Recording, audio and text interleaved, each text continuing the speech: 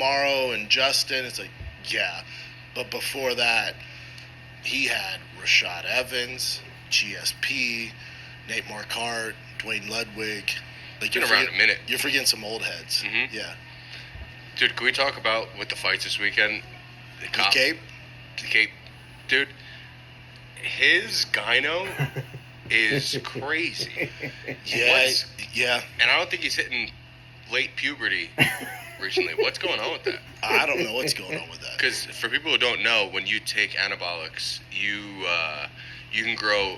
Basically, it's like estrogen behind your nipple, which is a side effect if you're not taking an anti-estrogen, and it pretty much creates breast tissue. And if you look at Cop's nipple, there's left. Yeah, left. I'm sure if you just type in Cop gyno or Cape gyno. Definitely some skeptical hip eyes there. His knockout power is wild too for that. Like right there. Size. Yeah, that's. Oh, right here. Remember, Izzy had a bit of that too. Look at that picture you just showed. Yeah. So look right behind the nipple. That one, top left. Remember, Izzy had a bit of this too. Right behind it. Nick, Izzy had a bit of this too. Izzy did too. Yeah. But again, I'm not. He had a great win. I don't want to focus on his fucking gyno. But he had a great win. He should get the winner of Pantoja. And him versus Van's a fun fight. That's the fight I want to see. That's a fun fight. He hits like a Mack truck. Van obviously has amazing boxing. That's the fight. But you can't really do anything till we figure out Pantoja Van. When does he cut? Do we have a scheduled date? I don't know what's going on with Pantoja. I don't know what's going on. Horiguchi was lighting his ass up too. That's what was crazy. Because up until was it the third round? Was it the fourth round? Fourth round. Up until that, he was looking good, and then then that one shot, I was to have power at that weight class is wild. Wild. That's what gives me the skeptical hippo eyes. And that's his fourth knockout in a row, I think. Yeah, go up, Chin. Yeah, TKO, KO, TKO, TKO. Like, he's a problem, dude. De La Cruz, no, it cannot give you Mokaev, that's a shame. Fight of the night, too. Yeah, he's a freaking problem. He's a problem, man. Caden Trujillo says, did you hear Justice say Pat Barry was a weirdo on JRE? I haven't gotten that far. What exactly did he say about it? I like Pat. Pat's a nice guy. He just started it off, and then it got cut off because they went to a different tangent. But I think, I think Coach Whitman was talking right after that. So I was like, damn it, we missed it. So Slowfit says, I say Trevor Whitman was the greatest because of Kamaru. Remember, Kamaru had success before Trevor. Rose and Justin. So I noticed he said sex right there. So what they're talking about is Pat Barry. He had he dated Rose. Well, I guess he met Rose when he was in the gym, and he was an adult, and Rose was like 14 or 15, something like that. So that's what they're talking about. I guess it cut off. They didn't want to talk about that, so they just edited it from the podcast. You guys let me know. So I think that's what they're talking about. I noticed he said sex right there, so I almost started laughing. So very interesting that they're saying Pat Barry's a weirdo, and yeah, he's a little bit strange. And then the whole allegation of him dating Rose. What is it called when you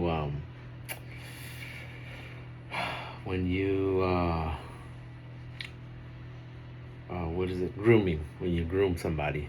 I think that's what they were talking about. So anyways, we'll carry on.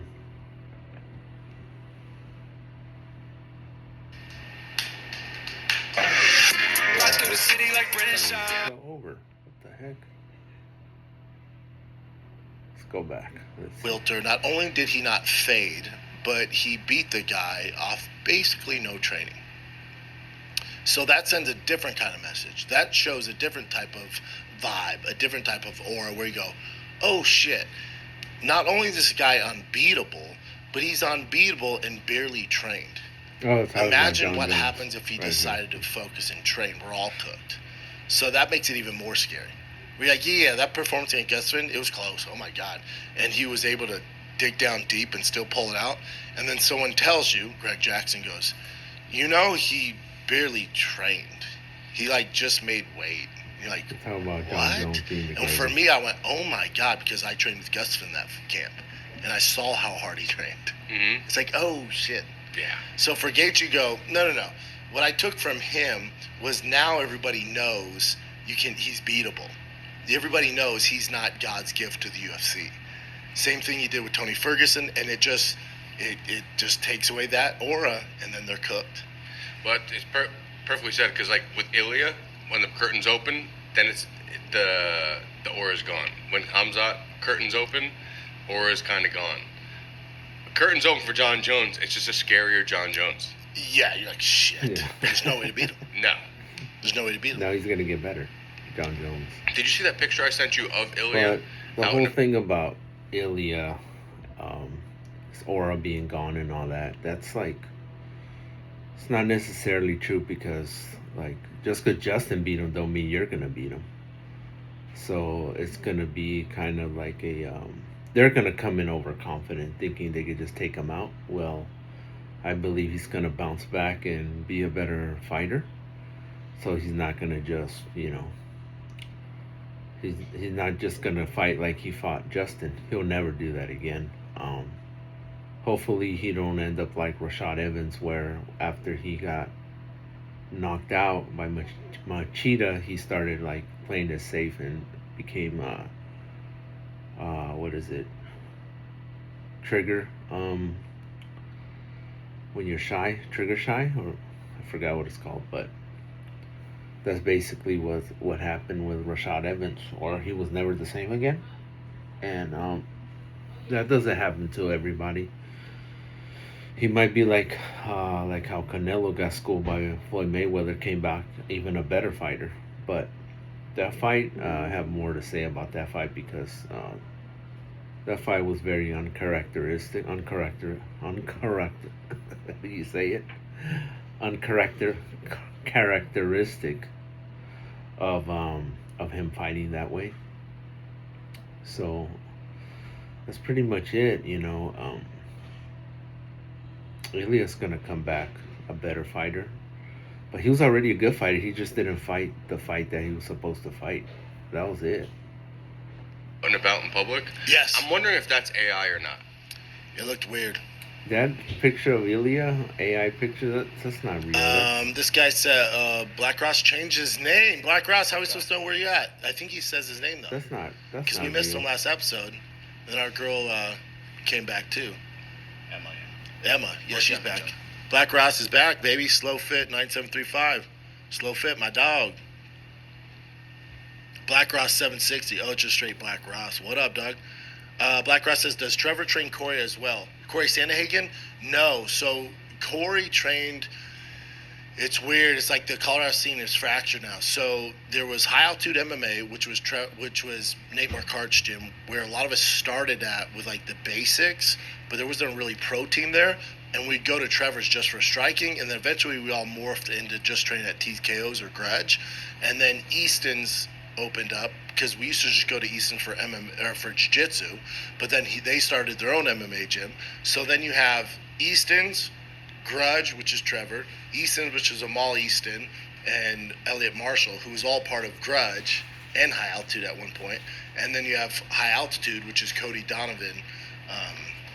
Yeah, so no, Corey kind of did his own thing. He would train with those boys, but then he always did his own thing. And now he has his own gym. I forget what it's called. Something Beetle Gym, I think. Muay Thai.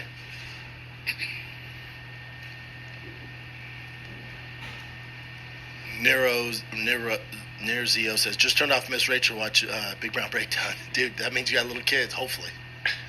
Yeah, my baby girl loves freaking Miss Rachel. Loves her. Captain UG, what up, man?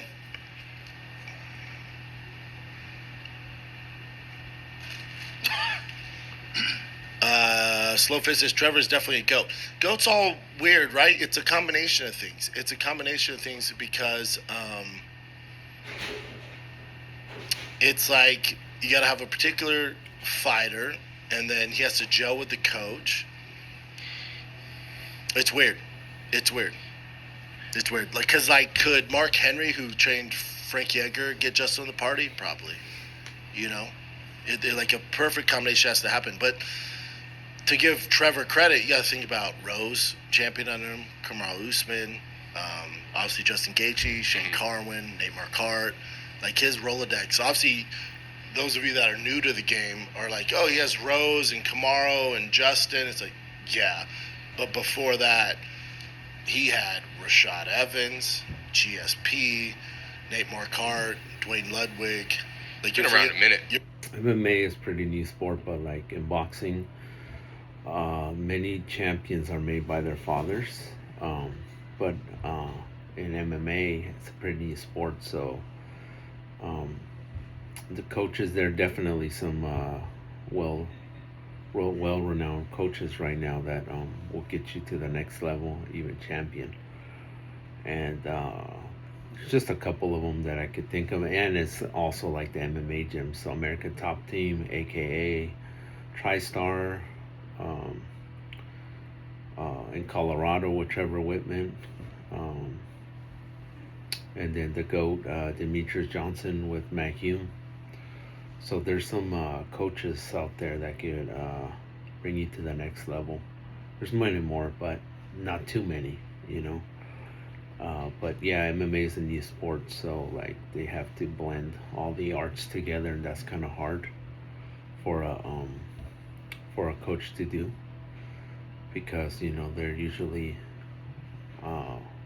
either just come from one martial art background, or you know, that's why Matt Hume is so special, because he was an actual fighter, and he knows a lot about fighting, combat sport fighting.